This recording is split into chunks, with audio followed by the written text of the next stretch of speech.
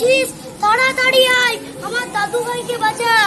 এই বুড়ো চুপ, শান্তি করে খেলতেও দেবে না। এখানে চোর কোথা থেকে আসবে? তাহলে তুমি এইভাবে চিৎকার করলে কেন? আমি তো ফ্রি ফায়ার খেলছি। হ্যাঁ, বলো কি দাদু ভাই, এই এত রাতে তুমি না ঘুমিয়ে খেলছো? তোমার তো সামনে উচ্চ মাধ্যমিক পরীক্ষা, তাই খেলা বাদ দিয়ে ঘুমাও। ভোর ভোর উঠে পড়তে বসবে। ভোরবেলা পড়াশোনা করা খুব ভালো। আরে দূর, এত জ্ঞান দিও না তো। এই বুড়ো পুরো খেলার মুডটাকেই নষ্ট করে দিচ্ছে। দাদু ভাই, এরকম ভাবে দুজনদের সাথে কথা বলতে নেই। যেমন ব্যবহার করলে তুমি কখনো জীবনে বড় হতে পারবে না। দাঁড়া বুড়ো দাঁড়া, সকালটা হোক, তোর একটা ব্যবস্থা করছি। এখন চুপচাপ ঘুমা।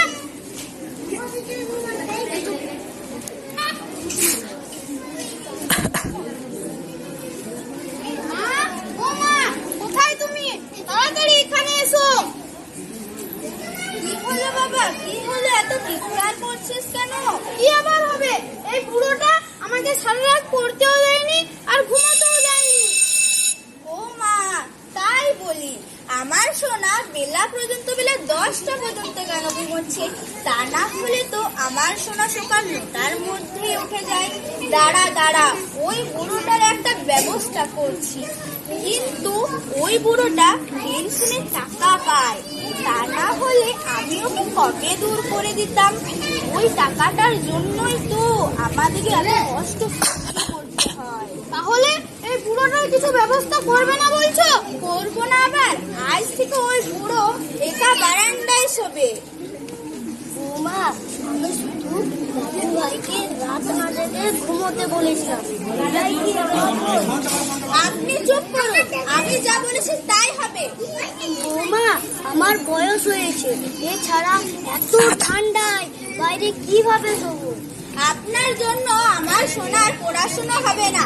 আমার অনেক স্বপ্ন, ও উচ্চ মাধ্যমিক পরীক্ষায় 90% নাম্বার পাবে, কিন্তু আপনি এমন করলে তা আর হবে না। ঠিক আছে বৌমা, তাই হবে। আমি কোনোদিন কারো ক্ষতি চাইনি, আর আমার দাদু ভাইয়ের কোনো ক্ষতি হোক সেটা তো আমি কোনোদিনই চাইনি। ঠিক আছে বৌমা, তাই হবে। আরে বড় মা, এত সেজে গুজে কোথায় যাচ্ছ? আমার একটা ডান্সের ইউটিউব চ্যানেল আছে, তাই আমি একটা ভিডিও শুট করতে যাচ্ছি। আর কি? এরই মধ্যে তোমার বাড়ির সব কাজ হয়ে গেল? আরে দূর, ওই সব কে করে? আমারও তো সময় আছে নাকি? আমি এই ঘুম থেকে উঠে সেজে গুজে বেরিয়ে পড়েছি। ও, বাড়িতে কাজের মাস রেখেছে বুঝি?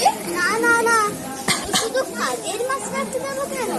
আমার শাশুড়ি মা আছে, ওই সব করে। তোমার বর কিছু বলে না? আর তোমার ছেলেগুলোকে বা কার কাছে রেখে এলে? দূর, ও কি বললে? আর শুনছেই থাকে। আমার ছেলেদের কথা বলছো? আমার ছেলেগুলো খুব শান্ত, শুধু মোবাইল ফোনটা দিয়ে দিলেই ছেলেদের কোনো রাস্তাই পাবে না। বাড়িতে যে দুটো বাচ্চা ছেলে আছে, কেউ বুঝতেই পারে না। দেখো, ওই ওদেরকে ফোনটা দিয়ে বসিয়ে রেখে এসেছি, ওরা টিভি খেলছে। তাহা যা বলেছ, আমারও তো ছোট ছেলেটা ফোন সম্বন্ধে যা জানে আমি তা জানি না।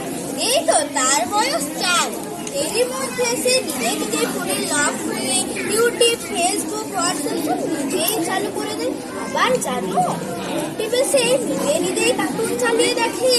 এই আমি আসি গো, আমার দেরি হয়ে যাচ্ছে। আর শোনো শোনো, আমার একটা ব্লগের চ্যানেল আছে, সাবস্ক্রাইব করে নেবে, দেখবে কত সাবস্ক্রাইবার, কত লাইক করে। হ্যাঁ হ্যাঁ, করে নেব। আমি আসি। হ্যাঁ চল বাবা, চল খেয়ে নিবি, চল।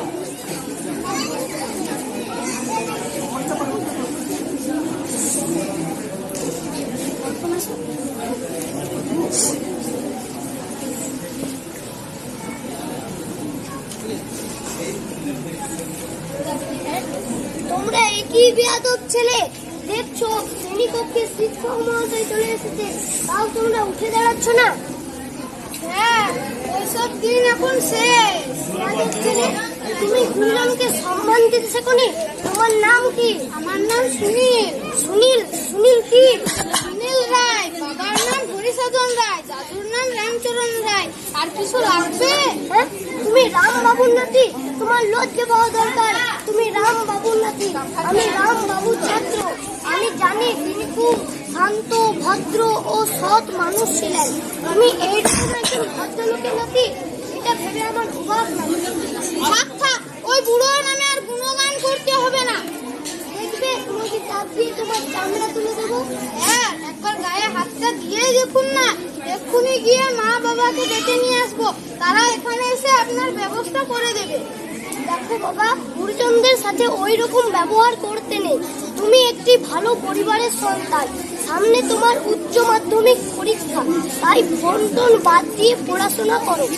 আজকে তোমাদের ছুটি, কাল থেকে সবাই ভালো করে পড়াশোনা করে আসবে।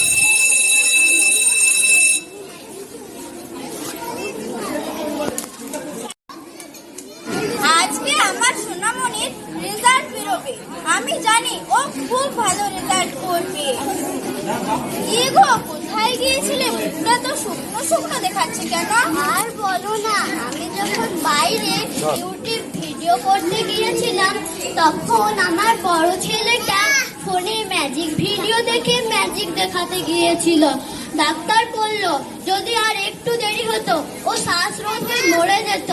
আমি বুঝে গেছি সব আমার জন্য হয়েছে, তাই আমি আজ থেকে প্রতিজ্ঞা করলাম যতটুকু প্রয়োজন ততটুকুই ফোন ব্যবহার করব। আমি বুঝতে পেরেছি সব আমার জন্যই হয়েছে, আর ও ফোনের চেয়েও দামি আমাদের সন্তান। বাবা, রেজাল্ট কেমন হলো? কত পেলি? 90% নাম্বার হয়েছে তো? কি হলো বল? আমি পাস করতে পারিনি, ফেল করে গেছি। কি হে, এ কি বললি রে? তোকে নিয়ে আমাদের কত স্বপ্ন ছিল। তোর বাবা দিন রাত পরিশ্রম করে তোকে পড়াশোনা শেখাচ্ছে, তোর কোনো অভাব রাখিনি, কিন্তু তুই এটা ছি ছি, লজ্জায় আমার মাথা পেট হয়ে যাচ্ছে। আজ থেকে আমি তোমার গা ছুঁয়ে প্রতিজ্ঞা করলাম যতটুকু প্রয়োজন ততটুকু ফোন ব্যবহার করব, এবং শিক্ষক মহাশয়, দাদু আরো অন্যান্য গুরুজনদের সম্মান জানাবো। আমি বুঝতে পেরেছি তাদের সম্মান না জানালে জীবনে কোনোদিনও বড় হওয়া যায় না।